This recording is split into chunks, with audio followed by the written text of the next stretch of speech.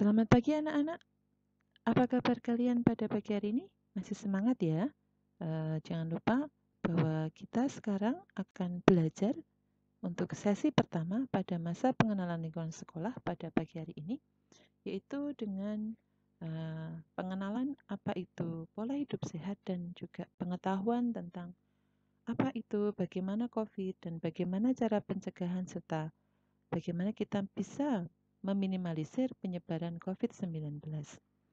Baik, sebelum kita mulai pada materi kita pada pagi hari ini, mungkin Ibu akan memperkenalkan dulu.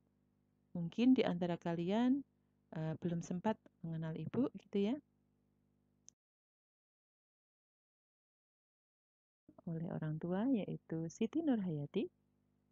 Ibu tinggal di Jalan Gurameh 2, nomor 15, Minomartani.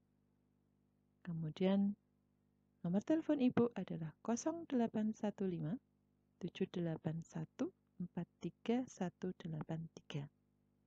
Itu sedikit profil tentang Ibu ya, yang memberikan materi kita pada hari ini. Dan ke depan kita akan bertemu gitu ya dalam pembelajaran matematika.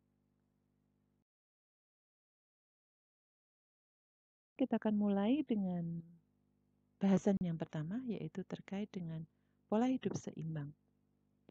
Pola hidup seimbang di sini adalah bahwa kita harus bisa membuat satu ritme atau membuat satu irama hidup yang seimbang.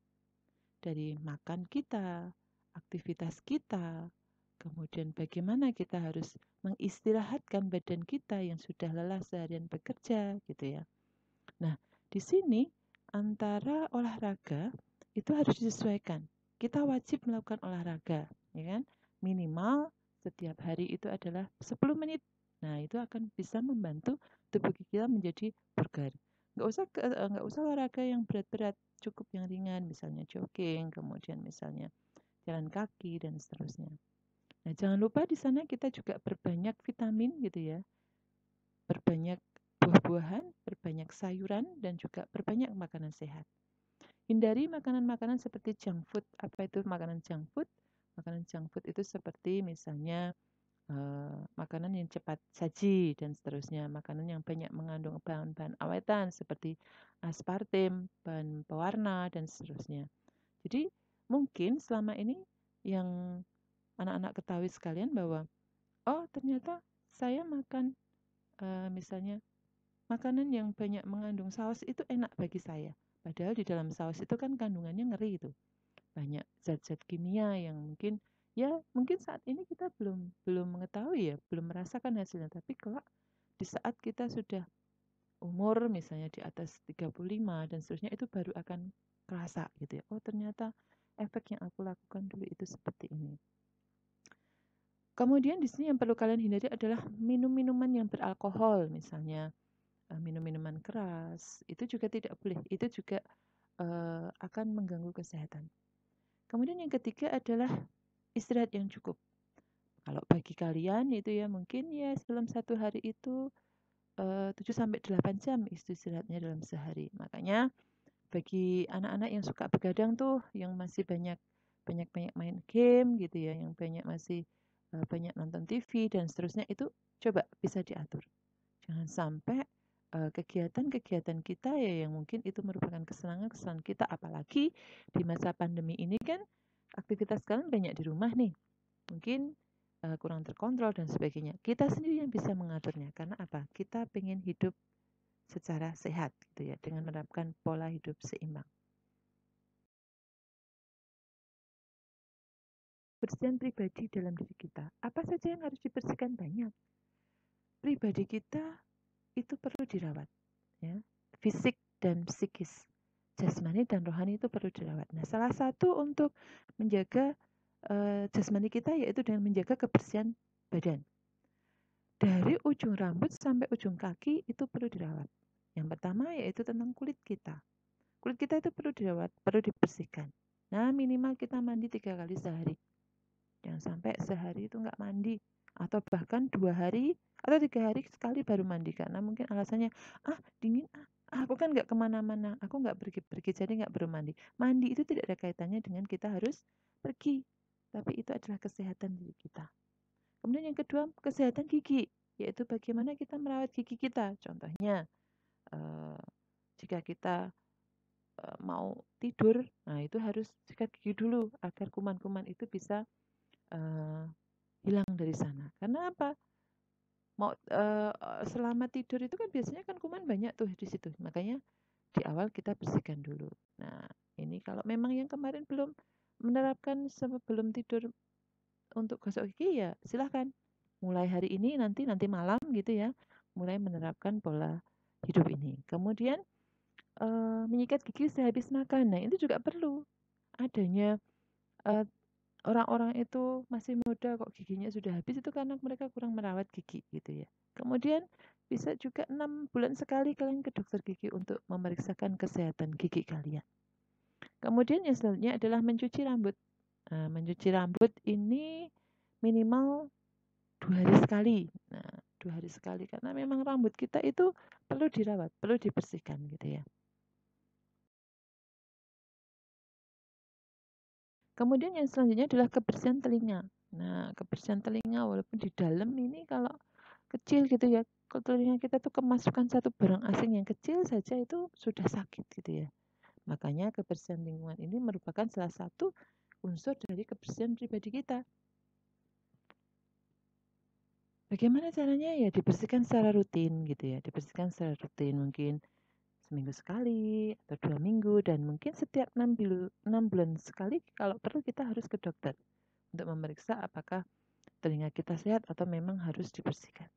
Kemudian biasanya adalah kebersihan tangan dan kuku. Nah, di sini terkait dengan situasi sekarang ya di masa pandemi ini ternyata tangan itu mengandung atau merupakan satu media yang sangat efektif bagi si COVID ini untuk bisa mengembangkan diri dan untuk menginfeksi orang gitu ya. Makanya kita harus rajin nih menjaga kebersihan tangan yaitu dengan cuci tangan dengan sabun sesering mungkin. Kemudian kukunya juga jangan dibiarkan panjang. Nah, ini terutama bagi mbak-mbaknya ini ya yang suka kuku panjang ini tolong ini bisa segera dipotong gitu ya minimal 1 minggu sekali.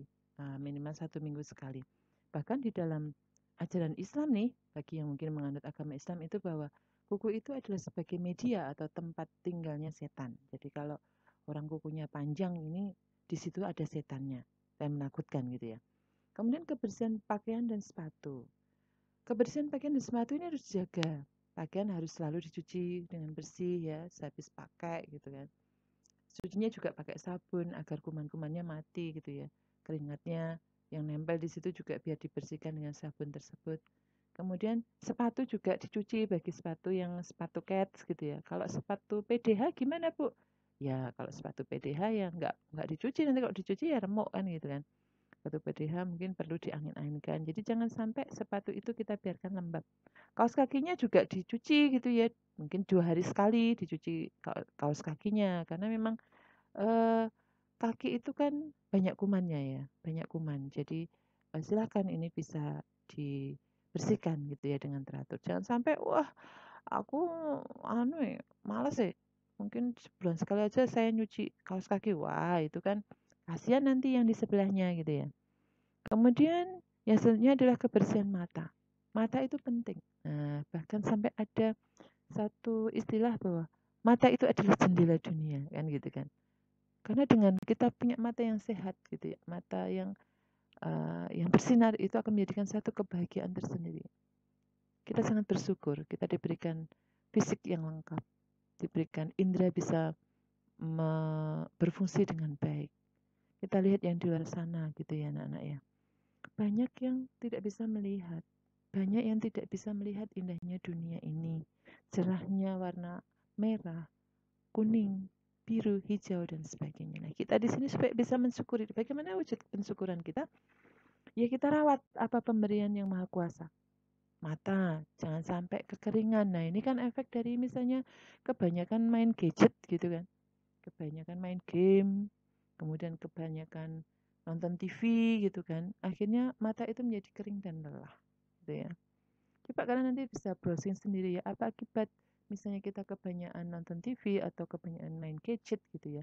Ada radiasi dan akhirnya menyebabkan mata itu menjadi kering dan nggak sehat.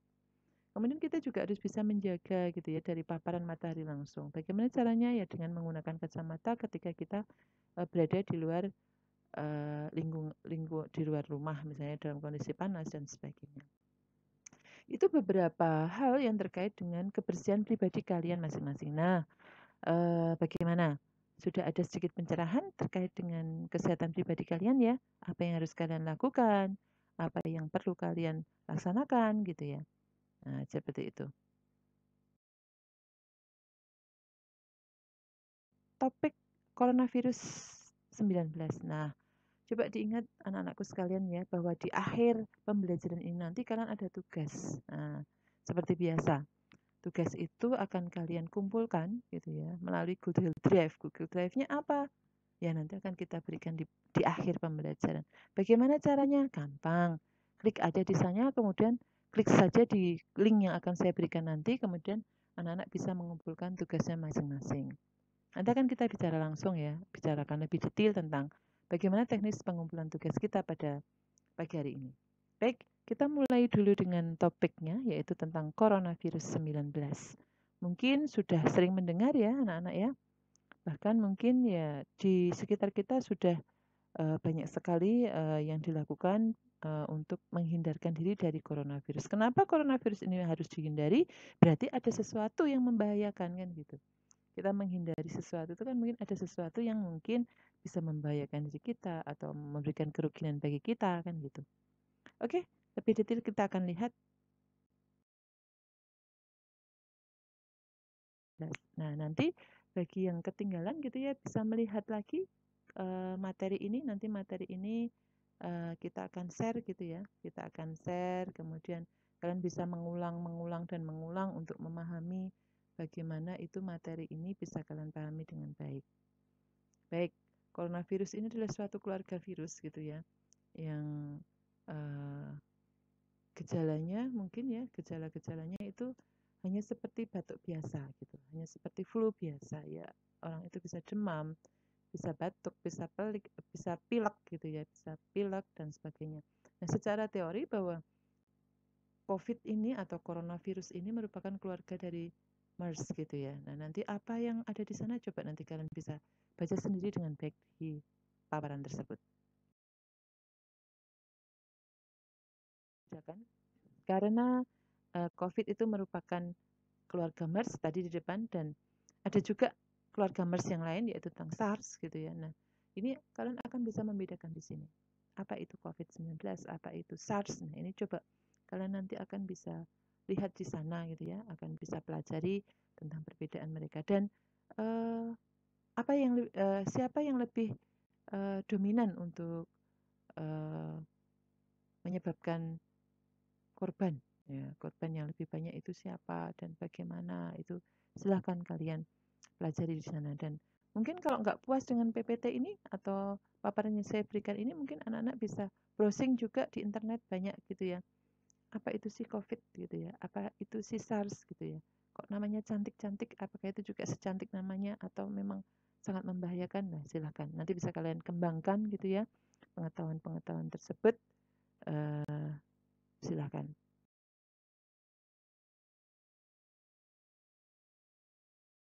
Gejala yang umum yaitu COVID ini menunjukkan gejala demam gitu ya, suhunya di atas 38 derajat, kemudian batuk kering dan sesak napas. Makanya kalau kalian itu keluar rumah kemudian masuk ke lingkungan tertentu, misalnya di mall atau di sekolah pun itu ada termogan gitu ya yang mengecek berapa suhu kita gitu.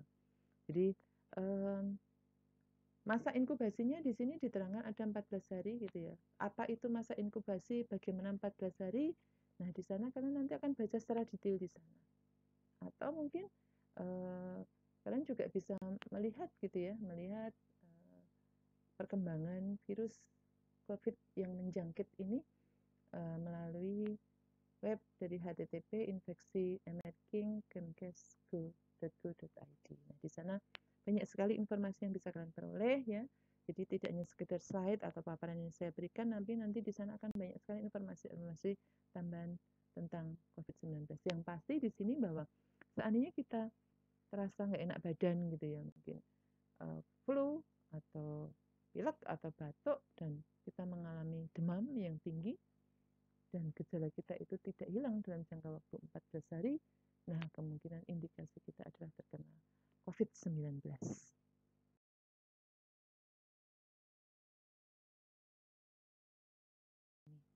Nah, COVID ini sebenarnya hanya flu biasa ya, flu biasa. Namun dari beberapa kasus yang kita jumpai bahwa serangan COVID ini nanti akan mengakibatkan sakit. Ya. Bahkan orang yang terkena COVID ini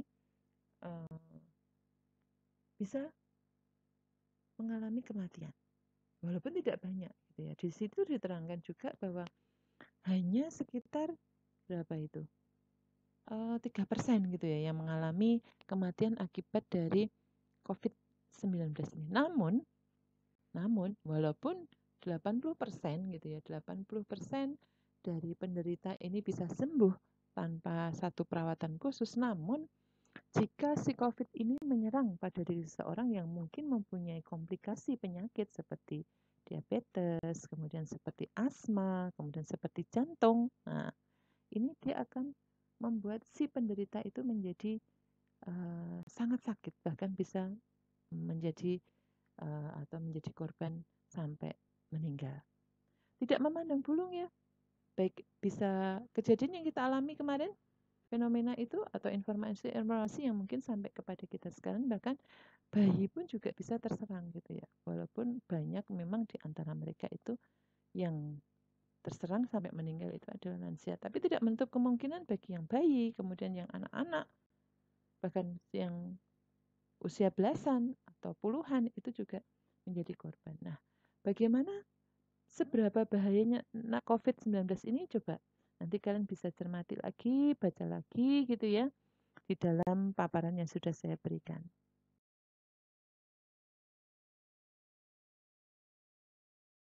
Saya bisa terinfeksi ya. Jadi intinya di sini si COVID ini itu bisa menular lewat droplet. Gitu ya. Droplet itu apa? Droplet itu adalah tetesan kecil yang mungkin keluar dari hidung kita, dari lendirnya, gitu ya, ataupun dari mulut kita. Makanya kita di sini ya, salah satu protokol kesehatan yang diterapkan dalam hidup kita sehari-hari atau dalam kondisi kita pada saat ini, yaitu salah satunya adalah memakai masker. Seberapa sih kita perlu memakai masker? Nah, nanti coba kalian explore lagi, kalian kembangkan. Mengapa saya harus pakai masker sih? Nah, karena masker itu kan melindungi, ya, melindungi hidung, melindungi mulut gitu ya dari sebaran virus ini. Nah, orang yang sudah menderita penyakit COVID ini bisa menularkan melalui sentuhan benda yang terkontaminasi dengan dropletnya. Jadi kalau mungkin kalian sering mendengar, virus ini menyerang lewat udara atau menular lewat udara, itu tidak benar. Kenapa? Karena virus ini tidak bisa bertahan lama di dalam media benda mati. Misal, virus ini menempel pada buku misalnya. Itu dia tidak lama, dia akan hidupnya. Bertahannya tidak lama. Dia akan mati karena dia butuh media. Virus itu adalah benda mati, bukan benda hidup. Dia hanya berupa plasma sel gitu ya. Nah, kenapa bisa menyebar begitu cepat? Karena sentuhan itu tadi. Jadi misalnya seseorang itu bersin gitu ya. Dropletnya mengenai tangan. Kemudian kita salaman dengan orang lain. Nah, otomatis sentuhan tangan kita kan memindahkan virus ini ke tangan orang lain, dan orang lain itu misalnya terus mengusap hidung, gitu kan? Mengusap mata, mengusap mulutnya. Nah, akhirnya virus itu masuk ke dalam saluran pernafasan. Itu cara manusia bisa terinfeksi pada COVID-19. Kenapa sih kita harus pakai sarung tangan, Bu? Nah, karena kita menghindarkan diri itu dari sentuhan. Kenapa kita harus pakai face shield, Bu? Nah, itu karena biar droplet kita tidak kemana-mana, amanlah kita menggunakan dengan masker. Nah, silahkan nanti anak-anak bisa melihat juga ya, bisa mempelajari, membaca lagi secara teliti bagaimana atau caranya seperti apa sampai manusia itu bisa terinfeksi dengan COVID-19. di mana yang lebih rentan? Apakah yang lebih tua ataupun yang lebih muda? Di situ dikatakan bahwa nggak ada batasan usia orang-orang yang dapat terinfeksi oleh coronavirus ini. Nah, namun di sini seperti yang saya ungkapkan di awal tadi, orang yang lebih tua atau orang-orang dengan kondisi medis yang sebelumnya sudah memiliki penyakit bawaan seperti asma, diabetes, jantung, tekanan darah tinggi, ini dia akan lebih rentan gitu ya dibanding yang mungkin sehat. Banyak mungkin orang-orang itu terinfeksi tapi dia nggak merasa sakit. Nah, ini namanya adalah orang tanpa gejala, OTG. Ini lebih berbahaya. Ya, bahkan kalau kalian lihat di media-media itu ya, seseorang pulang dari luar kota dan dia kondisinya fit, ternyata dia menularkan pada orang tuanya yang di rumah yang sudah sepuh. Nah, itu artinya apa? Bahwa mungkin yang terkena virus itu dia nggak tahu menularkan. Makanya kita diminta oleh pemerintah stay at home gitu ya. Tidak usah kemana-mana. Social distancing dan sebagainya. Nah, itu adalah cara gitu ya bagaimana kita bisa menghindarkan diri dari serangan atau penularan COVID-19. Bertahan di benda. Nah, di sana dikatakan bahwa di dalam penelitian yang terakhir itu kan virus ini dapat bertahan hingga beberapa jam gitu ya, tergantung jenis permukaannya. Kalau permukaannya itu lembab, gitu kan, kemudian permukaannya itu mungkin tertutup, tidak ada sirkulasi udara, nah dia akan lebih lama di situ dia bertahan. Bagaimana? Apakah dia akan bertahan sampai 10 hari dan seterusnya? Oh tidak. Seandainya tempat itu kita rutinkan dengan membersihkan dengan desinfektan, kemudian dengan apa ya istilahnya obat-obat pembunuh virus itu gitu ya seperti sabun dan sebagainya, maka COVID atau si kuman ini, si virus ini akan bisa segera mati. Salah satunya kita akan membiasakan dengan cuci tangan dengan sabun atau hand sanitizer dan sebagainya. Kemudian tidak menyentuh mata, tidak menyentuh hidung, tidak menyentuh mulut gitu ya. Sebelum kita mencuci tangan kita. Itu akan bisa menghindarkan diri dari perkembangan atau penyebaran si COVID-19. Vaksinnya sudah ada atau belum? Atau bisa nggak kita menggunakan vaksin untuk melindungi dirinya? Vaksin itu sampai saat ini gitu ya masih dalam taraf uji coba. Belum ditemukan vaksinnya. Caranya bagaimana? Ya kita buat stamina kita menjadi lebih kuat gitu ya. Kita berbanyak makan makanan sehat. Seperti tadi ya kan. Jangan sampai kita banyak junk food. Jangan suka yang instan-instan gitu ya. Seperti mie instan, kemudian apa-apa instan itu jangan sampai. Itu terkait dengan aktif untuk mengobati dan mencegah COVID belum tentu. Karena antibiotik itu efektif untuk membunuh bakteri. Padahal si COVID ini adalah virus gitu ya. Jadi nggak efektif. Seandainya kita diberi antibiotik pun itu hanya untuk meningkatkan stamina kita. Dirancu gitu ya bagi anak-anak dan mungkin orang-orang di sekitar kita. Apakah kita itu aman sih menerima paketan dari negara-negara yang terinfeksi gitu ya? Bagaimana seandainya saya ordernya di Shopee, ya, bagaimana dengan orderan-orderan online lainnya? Apakah kita aman? Jawabannya adalah aman, karena kita tahu bahwa virus ini tidak bertahan lama pada benda mati, ya, seperti surat, kemudian paket dan seterusnya, tapi dia akan lebih mudah berkembang jika jaringan yang dia tempeli adalah jaringan hidup dan kondisinya adalah lembab, gitu ya. Kondisi lembab ini yang perlu dicatat. Kita kenal ya protokol yang harus kita lakukan, yaitu yang pertama cuci tangan dengan sabun, kemudian menggunakan masker, jaga makan makanan yang seimbang, bergizi seimbang gitu ya. Kemudian minum vitamin, cukup istirahat dan menutup hidung dengan siku ketika bersin. Itu beberapa protokol yang bisa kalian lakukan agar kita bisa mencegah atau meminimalisir penyebaran dari COVID-19. bagian akhir dari pertemuan kita pada pagi hari ini, yaitu terkait dengan ketugasan kalian. Nah, tugasnya apa nih? Tugasnya cukup mudah kok, dan tidak membutuhkan waktu yang lama gitu ya. Kalian di sini Ibu minta untuk membuatkan satu artikel itu satu tulisan dalam bentuk esai. Esai itu kalau kalian kenal mungkin sebagai mengarang gitu ya dalam bahasa Indonesia, tentang apa yang sudah kita pelajari pada pagi hari ini.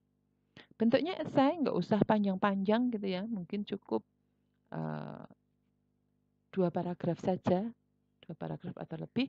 Boleh kalian berikan gambar-gambar di sana. Boleh kalian menggunakan bantuan laptop atau komputer untuk mengetik. Boleh kalian tulis dengan tangan, kemudian difoto, kemudian dikumpulkan di link gitu ya, gg.gg/tugas_mpls 2020. Diberikan nama, nomor, kelas masing-masing. Ada identitasnya di bagian atas atau mungkin di bawah. Yang penting ada identitasnya. Jadi saya tidak salah dalam nanti memberikan penilaiannya. Oh, si A ini misalnya bagus, saya berikan nilai 95 misalnya. Oh, yang ini nggak niat banget misalnya. Oh, nilainya 70 misalnya. Nah, itu silakan gunakan kesempatan ini untuk mendapatkan nilai yang terbaik gitu ya. Buat juga tulisan yang menurut kalian adalah karya yang terbaik, karena siapa tahu nanti bisa kita berikan tindak lanjut seperti kita kirimkan artikelnya dan seterusnya. Jadi itu tugas kalian ya, membuat satu artikel dalam bentuk esai terkait dengan materi yang sudah kalian pelajari, baik secara tulis tangan ataupun bisa ketik komputer. Bu, boleh nggak saya browsing? Silahkan. Untuk memperdalam pengetahuan kalian tentang hal-hal yang sudah saya sampaikan ini, bisa kalian browsing gitu ya, silahkan. Kita sudah menyelesaikan di akhir pembelajaran dan saya ucapkan terima kasih atas perhatian dan waktu kalian dalam belajar kita kali ini. Semoga apa yang saya sampaikan bermanfaat ke depannya dan juga untuk pengetahuan kalian dan selanjutnya. Baik, saya kira itu dari Ibu. Banyak salah kata, mohon maaf. Assalamualaikum warahmatullahi wabarakatuh. Selamat pagi.